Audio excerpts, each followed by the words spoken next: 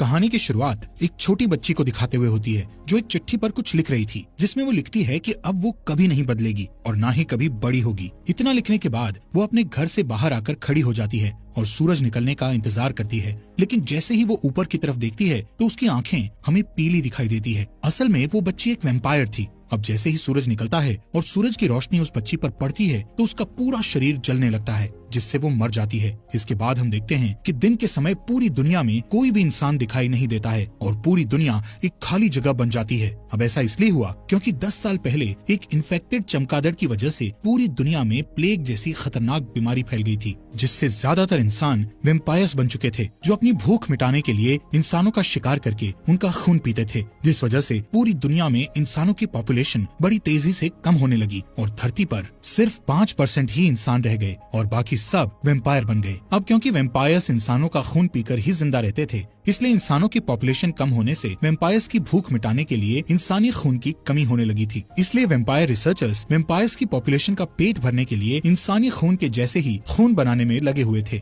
वहीं कुछ अच्छे वैम्पायर्स भी थे जो इंसानों को बचाने के लिए लड़ाई लड़ रहे थे, क्योंकि वैम्पायर्स द्वारा इंसानों को पकड़कर लैब में अपनी खून की जरूरत पूरी करने के लिए पाला और मारा जा रहा था। यहाँ से सीन शिफ्ट होता है और हम रात का समय देखते हैं, जहाँ सड़कों पर फिर से लोग दिखने लगे थे। ये सभी वैम्पायर्स थे जो रात को ही बाहर निकलते थे। ये सारे वैम्पायर्स इंसानों की तरह ही जीते थे और रात होते ही अपने अपने काम पर चले जाते थे। यहाँ पर हम एक बूढ़े वैम्पायर को देखते हैं जो रास्ते से गुजर रहे कुछ वैम्पायर लोगों से ब्लड लेने के लिए उन पर अटैक करने की कोशिश कर रहा था, जिससे वो वैम्पायर्स उस बूढ़े वैम्पायर से डर रहे थे कि तभी वहाँ पुलिस आकर उसे बिजली के झटके देकर कंट्रोल करती है। वहीं हम डॉक्टर एडवर्ड डाल्टन को अपनी कार से अपने काम पर जाते हुए देखते हैं। डॉक्टर एडवर्ड ब्रोमली मार्क्स नाम के एक वैम्पायर की कंपनी में काम करता था। ब्रोमली की ये कंपनी दवा बनाने के साथ साथ वैम्पायर्स को ब्लड सप्लाई भी करती थी। एडवर्ड वहाँ सभी रिसर्चर्स का चीफ था। अब बिल्डिंग की सिक्योरिटी से गुजरने के बाद एडवर्ड एक रूम में जाता है जहाँ इंसानों को पकड़कर मशीनों में जकड़ दिया जाता है और उनका खून निकालकर इस कंपनी के रिसर्चर उस खून पर एक्सपेरिमेंट करते हैं। असल में वो इंसानों के खून जैसा ही नकली खून बनाने की कोशिश कर रहे थे, जिससे वो उस नकली खून से वैम्पायर्स की भूख मिटा सकें, जिनमें उन रिसर्चर्स के साथ एडवर्ड भी शामिल था। असल में एडवर्ड भी एक वैम्पायर था, लेकिन उसे इंसानों को ऐसे मशीनों में कैद रखना बिल्कुल भी सही नहीं लगता था और वो अपने इस काम से बहुत दुखी था। इसलिए वो वैम्पायर होने के बावजूद भी इंसानों का खून नहीं पीता था और सिर्फ जानवरों का ही खून पीता था, वो भी कभी कभार। अब यहाँ से एडवर्ड अपनी लैब में जाकर ह्यूमन ब्लड के जैसा ही ब्लड बनाने की कोशिश करता है, लेकिन उसका ये टेस्ट फेल हो जाता है। इसके बाद वो इस कंपनी की मीटिंग में जाता है जिसमें उसका बॉस यानी इस कंपनी का मालिक चार्ल्स ब्रोमली, उसी की लैब में काम करने वाला उसका साथी क्रिस्टोफर, सिटी कमिश्नर और एक आर्मी ऑफिसर शामिल होते हैं। अब इस मीटिंग में उन्हें पता चलता है कि जिन वैम्पायर्स को खून नहीं मिल रहा वो एक खतरनाक क्रीचर में बदल रहे हैं, जिनको वो सबसाइडर कहते थे। इंसानी खून न मिलने की वजह से उनके कान लंबे और सर आगे से सिकुड़ गया था और इतना ही नहीं, उनमें सोचने की शक्ति भी कम हो रही थी। ये सबसाइडर्स खून के लिए वैम्पायर्स पर भी अटैक करने लगे थे। इसीलिए फिल्म की शुरुआत में वो बूढ़ा वैम्पायर खून न मिलने से इतना आक्रामक बन चुका था, क्योंकि वो सबसाइडर में बदल रहा था। अब क्योंकि धरती पर ह्यूमन पॉपुलेशन सिर्फ 5% ही बची थी, इसीलिए कंपनी का मालिक उनको कहता है कि हमें जल्द से जल्द इंसानी खून जैसा खून बनाना होगा, नहीं तो खून की कमी की वजह से बाकी वैम्पायर्स भी सबसाइडर बन जाएंगे। मीटिंग के बाद ब्रोमली एडवर्ड को कुछ पर्सनल बात करने के लिए अपने ऑफिस में ले जाता है। वहाँ सर्व की गई कॉफी को ब्लड के साथ मिक्स देखकर एडवर्ड कॉफी पीने से मना कर देता है। इसके बाद ब्रोमली उसे बताता है कि उसे कैंसर हुआ था, लेकिन वैम्पायर बन जाने के कारण वो ठीक हो गया। वो कहता है कि उसकी बेटी वैम्पायर नहीं बनना चाहती थी, इसलिए वो घर से भाग गई थी। ब्रोमली एडवर्ड को कहता है कि मैं जानता हूँ तुम इंसानों को बचाना चाहते हो, इसलिए तुम्हें जल्द ही ह्यूमन ब्लड जैसा ब्लड बनाना होगा। इसके बाद एडवर्ड अपनी लैब में चला जाता है और अपने साथी क्रिस्टोफर के साथ ये सारी बातें डिस्कस करता है। क्रिस्टोफर उसे हिचकिचाते हुए बताता है कि एक बंदर पर टेस्ट कर रहा हूँ और इस टेस्ट को आगे बढ़ाने के लिए मुझे कुछ और टेस्ट करने होंगे, जिससे शायद हम ब्लड बना सकें। कुछ समय बाद रिसर्चर एक कैदी पर टेस्ट शुरू करते हैं। वहीं ब्रोमली और कुछ ऑफिसर्स विंडो से इस टेस्ट को होता देख रहे थे। एडवर्ड उस इंसान के बॉडी में ब्लड का सब्स्टिट्यूट डालता है, जिससे पहले वो इंसान थोड़ा अच्छा महसूस करता है, लेकिन बाद में जब पूरा सब्स्टिट्यूट बॉडी में चला जाता है तो वो उल्टी करने लगता है और उसकी बॉडी चेंज होने लगती है और शरीर में छाले पड़ने लगते हैं। रिसर्चर उसे तुरंत पकड़ लेते हैं और एपिमोन नाम की दवा इंजेक्शन के जरिए उसकी बॉडी में डालते हैं, जिससे उसका हिलना बंद हो जाता है और बॉडी पहले जैसी हो जाती है। लेकिन इसके तुरंत बाद उसकी पूरी बॉडी एक्सप्लोड हो जाती है। उस रात एडवर्ड लैब से घर चला जाता है और रास्ते में अपनी कार में न्यूज देख रहा होता है, जिसमें ब्लड की रैशनिंग से होने वाले दंगों के बारे में बताया जाता है, यानी वैम्पायर लोग ब्लड कम दिए जाने की वजह से दंगा करने लगे थे। इसी बीच एडवर्ड के कान खुजलाने लगते हैं और वो आईने में अपने कानों को देखने लगता है जो लंबे और पॉइंटेड होने लगे थे। इस बीच ध्यान बंटने की वजह से वो सामने आने वाली कार को नहीं देख पाता है, जिससे लास्ट मोमेंट में उसे कार घुमाकर रोकना पड़ता है, लेकिन वो दूसरी कार सड़क के किनारे लगे घेरे में टकरा जाती है। एडवर्ड हेल्प करने के लिए बाहर आता है, लेकिन उसके हाथ में एक तीर लगती है। तभी दूसरी कार से कुछ लोग बाहर आते हैं जो इंसान थे और उनकी लीडर ऑड्री बेनेट थी, जिसके पास एक क्रॉसबो नाम का हथियार था जो उसे वेम्पायर से प्रोटेक्ट करता था। उसी ने एडवर्ड पर तीर चलाया था, लेकिन अचानक वहाँ पुलिस कार की आवाज आती है। एडवर्ड उन इंसानों से कहता है कि वो लोग उससे ना डरें, क्योंकि वो बस उनकी मदद करना चाहता था। फिर वो उन लोगों को अपनी कार में बैठने को कहता है। थोड़े हिचकिचाहट के बाद वो लोग मान जाते हैं। एडवर्ड अपने कार का डे प्रोटेक्शन सिस्टम ऑन कर देता है, जिससे सारी विंडोज ब्लैक हो जाती है, और जैसे ही पुलिस आती है वो अपने हाथ में लगा हुआ एरो निकाल लेता है। जब पुलिस वाला उससे इंसानों के बारे में पूछता है तो वो इंसानों की गलत डायरेक्शन बताकर कहता है कि वो लोग भाग गए हैं। कार में ऑड्री को एडवर्ड का आईडी बैज मिलता है, जिससे उसे एडवर्ड का पेशा और उसका डेट ऑफ बर्थ पता चलता है। जब पुलिस चली जाती है तो वो लोग कार से निकलते हैं और ऑड्री एडवर्ड को बर्थडे विश करती है। फिर वो सब चले जाते हैं। कुछ समय बाद एडवर्ड घर पहुंचता है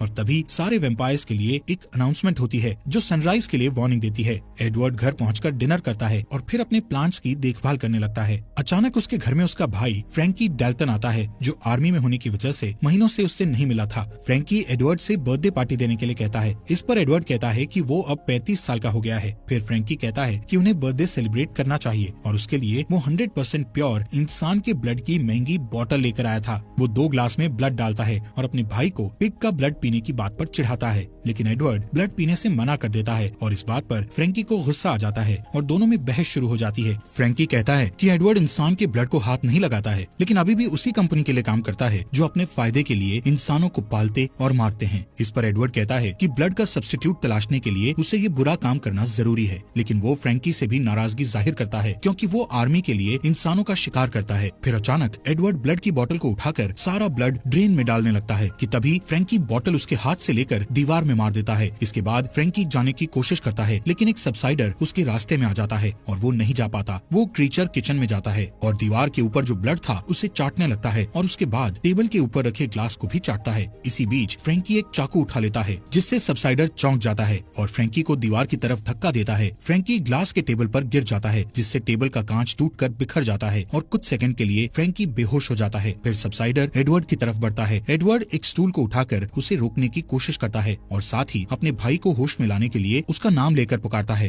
फ्रैंकी होश में आ जाता है और फिर चाकू को पकड़ता है। दोनों भाई सबसाइडर पर अटैक करने की कोशिश करते हैं, लेकिन वो जंप करके सीलिंग में लटक जाता है। इससे फ्रैंकी को चांस मिल जाता है और वो उसका सिर काट देता है। कुछ टाइम के बाद पुलिस मामले के बारे में जानने के लिए वहाँ पहुँचती है और कहती है कि अब सबसाइडर शहर में फैल चुके हैं। एक ऑफिसर को उस क्रीचर की एक रिंग मिलती है, जिससे एडवर्ड को पता चलता है कि वो एक लोकल माली था और उसे उसकी बॉडी में खुद के लगाए हुए जख्म भी मिलते हैं जो खुद को खाने से हुए थे। अगले दिन सिक्योरिटी अलार्म बजने से एडवर्ड की नींद खुल जाती है और जब वो चेक करने के लिए लाइट ऑन करता है तो ऑड्री उसकी तरफ क्रॉसबो एम करके खड़ी दिखाई देती है। ऑड्री कहती है कि उसे ऐसे वेम्पायर की तलाश है जिस पर वो लोग भरोसा कर सकते हैं और इसके लिए उसे एडवर्ड बिल्कुल सही लगता है। वो उसे एक पेपर शीट देती है जिसमें एक मैप बना होता है। एडवर्ड मैप को देख ही रहा होता है कि अचानक एक आवाज आती है और एडवर्ड उस आवाज की तरफ मुड़कर देखता है और इस बीच ऑड्री चुपचाप चली जाती है। एडवर्ड जब उस आवाज को चेक करने जाता है तो पता चलता है कि आवाज फ्रैंकी की है। फ्रैंकी उससे ऑड्री के बारे में पूछता है। एडवर्ड उसे कुछ नहीं कहकर टाल देता है। उस रात न्यूज में पता चलता है कि जिन इन्वेस्टर्स ने रिसर्च करने के लिए ब्रॉमली को इंसान सप्लाई किए थे वो लोग अब और सप्लाई नहीं दे सकते थे। अगले दिन एडवर्ड काम पर जाता है और अपने बॉस से मिलकर उससे गारंटी मांगता है कि सब्स्टिट्यूट मिल जाने के बाद उन्हें इंसानों की सप्लाई की जरूरत नहीं पड़ेगी। इस पर ब्रॉमली कहता है कि ज्यादातर वेम्पायर सब्स्टिट्यूट के मिलने से खुश हो जाएंगे, लेकिन कुछ लोग ऐसे भी हैं जो रियल चीज की मांग करते हैं। इस पर एडवर्ड उसे याद दिलाता है कि उसकी बेटी भी उन्हीं लोगों में से एक है। इसके बाद एडवर्ड मैप को देखने के लिए अपने लैब में चला जाता है। जब सुबह होती है तो एडवर्ड अपने घर वापस नहीं आता और अपनी कार में लाइट प्रोटेक्शन ऑन करके मैप के बताए रास्ते से गांव की तरफ जाता है। वहाँ ऑड्री पहले से उसका वेट कर रही होती है। वो उसे बड़े से एक पेड़ के पास आने को कहती है। एडवर्ड अपनी कार ट्री के नीचे पार्क करता है और हैट और सनग्लासेस पहनकर कार से बाहर आता है। वो हमेशा सनलाइट से बचने के लिए सावधान रहता है। वहाँ उसे एक आदमी मिलता है जिसका नाम लियोनल एल्विस कॉर्मैक था। वो आदमी एक वेम्पायर था जो अब इंसान बन चुका था। एडवर्ड उससे जानना चाहता था कि वो इंसान कैसे बना, लेकिन ऑड्री को पास आता देखकर वो चुप हो जाता है। वो देखता है कि फ्रैंकी ने उसे गन पॉइंट पर रखा था। एडवर्ड उसे रोकने की कोशिश करता है, लेकिन वो नहीं मानता और उसे बताता है कि आर्मी की टीम भी आने वाली है। ये सुनकर ऑड्री फ्रैंकी को रोशनी की तरफ धकेलती है और सब जल्दी से एडवर्ड की कार में बैठ जाते हैं। तब तक सोल्जर वहाँ पहुंचकर उन पर फायर करना स्टार्ट कर देते हैं और लियोनेल की गाड़ी भी बर्बाद कर देते हैं। सोल्जर उनका पीछा करते हैं और गोलियां भी चलाते हैं, जिससे कार के डे प्रोटेक्टर में छेद हो जाता है। पहले ऑड्री उसे अपने हाथ से कवर करके मैनेज कर लेती है, लेकिन होल ज्यादा हो जाने के कारण कैमरा भी खराब हो जाता है और एडवर्ड आगे नहीं देख पाता है। फिर लियोनेल ड्राइविंग सीट पर बैठ जाता है ताकि वो रोड को एक होल से देख पाए और एडवर्ड लाइट से छुप जाता है। जब वो लोग कमजोर ब्रिज पर पहुंचते हैं तो लियोनेल बहुत तेजी से ड्राइविंग करके ब्रिज को क्रॉस कर लेता है, जबकि आर्मी ट्रक हैवी होने के कारण ब्रिज टूट जाता है और ट्रक ब्लास्ट हो जाती है और बाकी के लोग पीछे रह जाते हैं। रात होने के बाद वो लोग कार को नदी के पास पार्क करते हैं और लियोनेल एडवर्ड को बताता है कि वो कार में डे लाइट मॉडिफिकेशन लगाने का काम करता था, जो सूरज की रोशनी से कार के अंदर बैठे लोगों को बचाता है और कार में इस तरह के सिस्टम लगाने वाली पहली शॉप उसी की थी। लियोनेल कहता है वेम्पायर्स के लिए दिन में कार चलाना बहुत अमेजिंग होता है, क्योंकि दिन के समय सड़कें खाली होती थी, लेकिन इसमें रिस्क भी था, क्योंकि एक तो सूरज की रोशनी में दिखाई नहीं देता और दूसरा उन्हें अपने शरीर को भी सूरज की रोशनी से बचाना होता है और इस चक्कर में एक्सीडेंट होने का डर रहता है। और लियोनेल के साथ भी वही हुआ था। एक दिन जब वो दिन के समय ड्राइविंग कर रहा था तो उसे कुछ दिखाई नहीं दे रहा था और उसने कुछ खाया भी नहीं था, इसलिए उसकी एनर्जी भी कम हो गई थी और कार गलती से रिवर फेंस में टकरा गई थी। क्रैश की वजह से वो कार के साथ रिवर में गिर गया था और रिवर में गिरने से पहले कार में आग लग गई थी। जब वो रिवर से बाहर आया तब वो वापस इंसान बन गया था। उसकी बात पूरी होने पर ऑड्री एडवर्ड से कहती है कि वो भी सेफ्टी के साथ ऐसी ही सिचुएशन पैदा करे ताकि वो फिर से इंसान बन सके। दूसरी तरफ कंपनी में ब्रॉमली अपनी बेटी के कुछ पिक्चर्स देख रहा होता है, तभी फ्रैंकी वहाँ आता है। ब्रॉमली उसे कहता है कि अगर एडवर्ड तुरंत वापस आ जाए तो उस पर कोई केस नहीं लगेगा। इस पर फ्रैंकी कहता है कि ब्रॉमली उससे जो कुछ भी करने को कहेगा वो करने को तैयार है। इस बीच एडवर्ड और उसके साथी इंसान कार में अपने घर जा रहे होते हैं। एडवर्ड बार बार ऑड्री की नेक को देखता है। ऑड्री ये नोटिस करती है और उसकी पॉइंटेड ईयर्स को देखती है तो समझ जाती है कि उसे खून की प्यास लगी है। फिर वो अपना हाथ काटकर उससे निकलने वाले ब्लड को एक कप में इकट्ठा करती है और उसे पीने को देती है। एडवर्ड पहले तो मना करता है, लेकिन जब ऑड्री उससे कहती है कि वो अपने आसपास के इंसानों को सेफ देखना चाहती है तो वो ब्लड पी लेता है। कुछ घंटों के बाद वो लोग एक पुराने अंगूर के बागीचे में पहुंचते हैं, जिसे विनयार्ड कहा जाता है। वहाँ एडवर्ड की मुलाकात कुछ और लोगों से होती है, जिनका लीडर जार्विस नाम का आदमी होता है, जो बचे हुए इंसानों को ढूंढने में उनकी हेल्प करता है। घर के अंदर जाने के बाद वो वेम्पायर पॉलिटिशियन वेस टर्नर से मिलता है, जो ह्यूमन राइट्स के लिए लड़ता है और इंसानों की जान बचाने में हेल्प करता है। उधर कंपनी में ब्रॉमली देखता है कि उसकी मशीन इंसानों से खाली हो चुकी है और अब वहाँ कोई इंसान नहीं बचा था। रिसर्चर एक ह्यूमन बॉडी को निकाल के लाते हैं, जिसमें से पूरा ब्लड निकाला जा चुका था और अब वो किसी काम का नहीं रहा था। यहाँ सीन शिफ्ट होता है और मेट्रो स्टेशन पर एक कॉफी शॉप को दिखाया जाता है, जहाँ एक आदमी शिकायत करता है कि उसकी कॉफी में ब्लड नहीं है। इस पर वहाँ काम करने वाली औरत कहती है कि उसे कॉफी में सिर्फ 5% ब्लड मिलाने का ऑर्डर है, लेकिन वो आदमी नहीं मानता और एक ब्लड बैग चुरा लेता है और जब वो उसे पीने के लिए खोलने की कोशिश करता है तो ब्लड चारों तरफ बिखर जाता है, जिससे आसपास जमा सभी लोग ब्लड पीने के लिए पागल हो जाते हैं और हंगामा करने लगते हैं। ये देखकर पुलिस वाले वहाँ आते हैं और उन्हें बिजली के झटके देते हैं। अगले दिन विनयार्ड में एडवर्ड एक टेस्ट करने के लिए लियोनेल से कुछ ब्लड लेता है और उससे उस दिन के बारे में बात करता है जब वो इंसान बना था। एडवर्ड को लगता है कि सूरज की रोशनी से होने वाली जलन को कंट्रोल करने के लिए ब्लड के सब्स्टिट्यूट का टेस्ट बॉडी के अंदर ही किया जा सकता है। कुछ घंटे काम करने के बाद जब वो ब्रेक लेने के लिए लैब से बाहर जाता है तो ज्यादातर इंसान उससे दूर हो जाते हैं, क्योंकि वो एक वेम्पायर था। फिर ऑड्री वहाँ आती है और उसे कहती है कि सबको उससे डर लगता है, लेकिन उसे विश्वास है कि वो उनकी हेल्प कर सकता है। एडवर्ड कहता है कि वो वेम्पायर नहीं बनना चाहता था, लेकिन फ्रैंकी ने उसे धोखे से वेम्पायर बना दिया था। फिर एडवर्ड नोटिस करता है कि वहाँ बड़े बड़े टैंक्स थे जिनमें अंगूर को खमीर करके शराब बनाई जाती थी। ऑड्री कहती है कि वो सारे टैंक्स एयर टाइट हैं। फिर वो दोनों उसे देखने के लिए उसके नीचे जाते हैं। टैंक में एयर निकालने वाली मशीन लगी थी, जो टैंक के अंदर की हवा को तेजी से बाहर निकाल रही थी। ये देखकर एडवर्ड को लगता है कि वो लोग उसका इस्तेमाल आग बुझाने के लिए कर सकते थे। फिर वो लोग अपने एक्सपेरिमेंट पर काम करना शुरू करते हैं। इस बीच आधी रात को जार्विस का ग्रुप बचे हुए इंसानों को विनयार्ड लेकर जा रहा होता है, जिसमें ब्रॉमली की बेटी एलिसन भी थी। तभी उसकी कार के टायर पर कोई शूट करता है, जिससे कार को रोकना पड़ता है। वो लोग अपना हथियार लेकर कार से बाहर निकलते हैं, लेकिन आर्मी उन्हें चारों तरफ से घेर लेती है और थोड़ी देर तक फाइट करने के बाद सारे इंसान हार जाते हैं। एलिसन विनयार्ड से कांटेक्ट करने की कोशिश करती है, लेकिन थकान से बेहोश हो जाती है। फ्रैंकी उसके हाथ से वॉकी टॉकी ले लेता है और लोकेशन का पता लगाने के लिए उस कॉल को ट्रैक करता है। उधर विनयार्ड में सारे इंसान अपना अपना सामान इकट्ठा करके अपनी कार में बैठ रहे होते हैं और सुरक्षित जगह जाने समय के लिए टर्नर को फॉलो करते हैं, लेकिन एडवर्ड वहीं रहना चाहता था क्योंकि उसे एक्सपेरिमेंट करना था। लियोनेल और ऑड्री भी उसकी हेल्प करने के लिए रुक जाते हैं। इधर एलिसन को जब होश आता है तो वो खुद को अपने फादर के ऑफिस में पाती है और जब उसका फादर ब्रोमली आता है तो वो एक चाकू उठा लेती है। एलिसन अपने पिता से अपने दोस्तों को छोड़ देने के लिए कहती है। ब्रोमली कहता है कि वो उसे देखकर खुश है और उसे गले लगा लेता है। फिर कहता है कि वो उसके दोस्तों के लिए कुछ नहीं कर सकता है। इस पर एलिसन उसे धकेल देती है और डोर की तरफ भागती है, लेकिन एक सोल्जर उसे हिट करता है और वो बेहोश हो जाती है। ब्रोमली को रियलाइज होता है कि उसकी बेटी ने उसे चाकू मार दिया है। अगले दिन विनयार्ड में एक्सपेरिमेंट स्टार्ट होने वाला होता है। ऑड्री मॉनिटर्स को देखने का जिम्मा लेती है और लियोनेल टैंक के नीचे एडवर्ड के साथ रहता है। एडवर्ड के चेस्ट में एक हार्ट मॉनिटर अटैच किया जाता है और उसे एक वेट ब्लैंकेट से कवर किया जाता है। प्रोसेस बहुत सिंपल होता है। वो लोग टैंक को ओपन करते हैं